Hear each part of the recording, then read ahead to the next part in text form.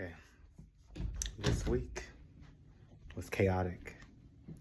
It was not the best of the weeks for me. Let's start there. I'm packing for a business trip, so you might as well pack with me, right?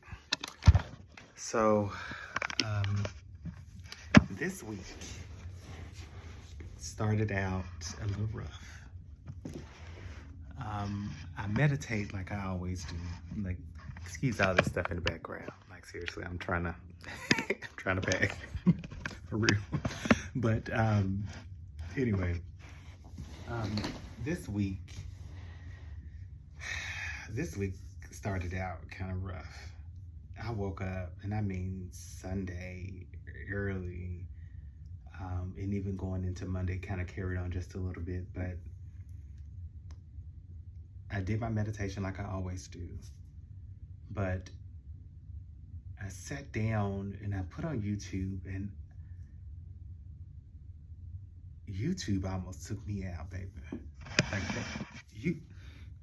YouTube almost took me up out of here because I'm flipping through all of these things that are recommended for me, and it's talking about retirement and money moves and stocks and real estate. It's talking about inspiration and positivity, what to do to stay in a positive mood, and it brought up these things about leadership. It brought up these things about like cars. I love BMWs, and so that came up as well. And it's just like, oh, these are the right BMWs to buy. Oh no, these are the wrong ones to buy.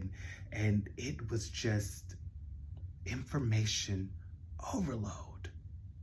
These are the top 5 places to stay in LA. These are the top 10 to never visit. Like, it was just, some of the information was like overlapping. And so going through, I was just like, let me pause. Like, Jimmy, let me stop, because I'm going crazy. It started to make me doubt a lot of the things and the plans that I put in place for my future. It made me start to just question so much. Like, when I say anxiety crept in like crazy, it was so bad that I was sitting there in silence, almost coming to tears and sobbing. I just couldn't, it felt like I was having a panic attack. Of all of these scenarios and all of these things, it has not happened, but because of all of this information coming in, it really made me feel like I was behind. And so I went through, and I think I started Monday afternoon having a conversation with myself, as I often do. And I was like, I don't like this anxiety. Like, for real. Like, anxiety, I don't like you. And what you just said was a lie about me, because I've proven that I have survived 100% of everything that I've ever faced. So that, what you just said, I don't like. And so I was sitting there thinking and trying to do my yoga and meditate a little bit. And I was just like, oh, I'm going to give you a name. And so we've named him Jim. I hate Jim, by the way. I hate it. My name is Jimmy. My mother gave me the name Jimmy. Anytime anyone calls me Jim, I will ignore you. Like, they do it all the time. Like, at especially at a government place, or if I'm at work, someone and think that it's cool. No, honey, I will ignore you. And so I had to give this anxiety a name.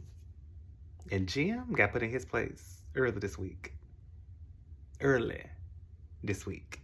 But we ain't got time for that. Like, I'm on a mission. Like, I got places to go. I don't have time for Jim to set me up for failure, or for Jim to tell me what I've done right, or what I've done wrong, and that I'm doing it even worse. I don't have time for that whatsoever.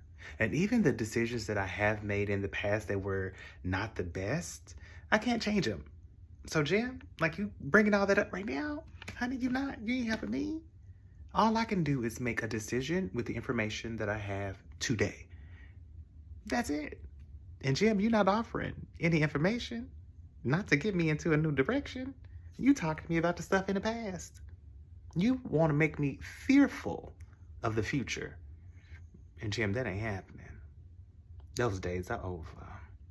For real. So Jim got put in his place early on this week. He tried to sneak back in later on, and he was definitely lingering.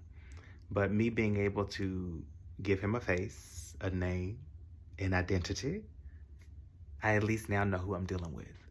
I know who I'm talking to. So when those moments were happening this week, I could easily recognize them. So it was a little bit different. Not to say that I ended up all hunky-dory, because that's not what happened at all.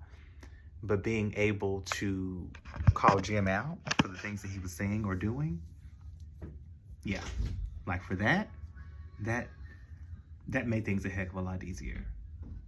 That made it real to me. And I didn't have to feel the pressures of all of the anxiety that was trying to creep in. Yeah. Because this week, especially being in leadership, middle management, if you've ever dealt with it, you know that at the end of the day, you're not the CEO. And oftentimes you're filtering information from above. It filters through you to the team to go out and actually execute. And you're not always on the same page. And so that happened this week as well. I'm just like, I'm the messenger. That's what y'all want to do, then fine. I've given my feedback. I don't necessarily agree with this, but if that's what you all want to do, then let's go. I'll share it with the team. And it was a lot of that this week. And when those moments kept happening, like when things around you are that chaotic, if they feel normal to you, then fine, like no judgment. But when your brain starts to recognize them as chaos, I think that might be a sign that that environment is no longer serving you. That you are probably outgrowing that environment. And I think that's what was happening to me this week. Like it was a message, and I don't know what that looks like. I'm not even sure what to do with that information, but I can definitely say that I am outgrowing a lot of this chaos to the point where I'm like, Jim, you gonna sit down. I'm not dealing with that today. I don't want to deal with that today. We got a new VP that's coming, and we all know that when it comes down to new leadership, you know, you get scared. You want to make sure you're putting on a good impression, and I don't necessarily lead that way. I believe that if you have a plan, a process, if you have a standard, that standard should work in a given day of the week, whether the VP is there or not. And so when someone does pop in, or when someone is new, it's not a surprise. You don't have to clean house. Oh my goodness. Okay. Look, this phone and this space, this is now, anyway, a continuation. Y'all bear with me. I don't know how I'm going to have to edit this and clip this together, but we'll figure out a way. But I was talking about leadership and being in middle management. And if anybody's been in middle management, you know it is one of the toughest things that you can do within the corporate world. And yeah, we won't go there. We won't go too far from today. But at the end of the day, going through the pressures of leadership and going through the pressures of wanting to be in that corporate world or life, or even if you don't want to and you're having to do it because you've built a life around it, it still can be tough, and it is not for everybody. But needless to say, we got a new VP coming to town, and so a lot of us are traveling out or traveling up to be able to meet him in person. And so that, brought on some anxiety within itself. So very quick backstory. I stepped down from leadership about 2.5 years ago, and I moved over to a new department. Stayed in that department for about a year, and then got promoted to leadership again. Was not the plan, was not the intention, but the department needed it, so I stepped in. And so I have not, my entire team on this new department, although we know each other, most of our calls and everything are via Teams. So this will be my very first time meeting them in person. This would be our first time interacting in person. This would be our first time also meeting our VP in person.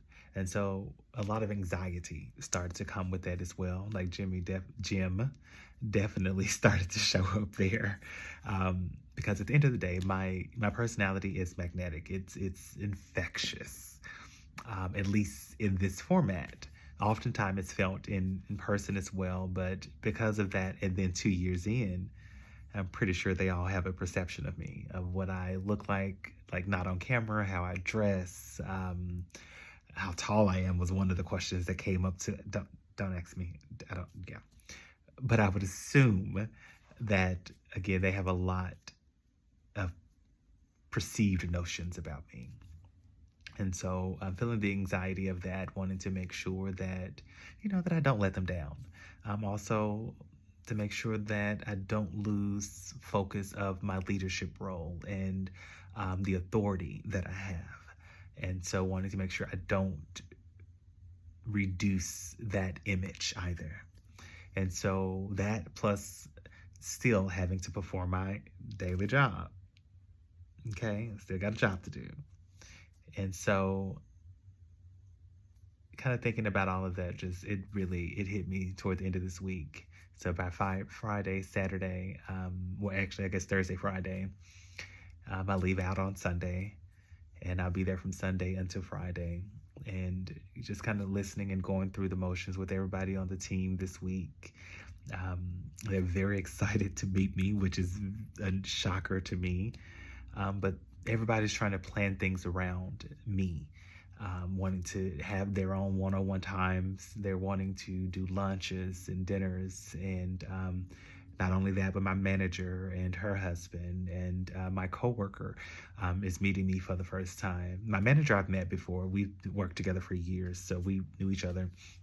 But like all of this and everybody trying to figure out ways that we can kind of get through this upcoming week. It's a lot of pressure, and you don't want to let them down. And thankfully I have my husband. Thankfully I have chat, and kind of having these conversations with them where I get a chance to express that and be reminded that at the end of the day, I did not build my life, my leadership, my tools, my persona. I did not build it off of anything false.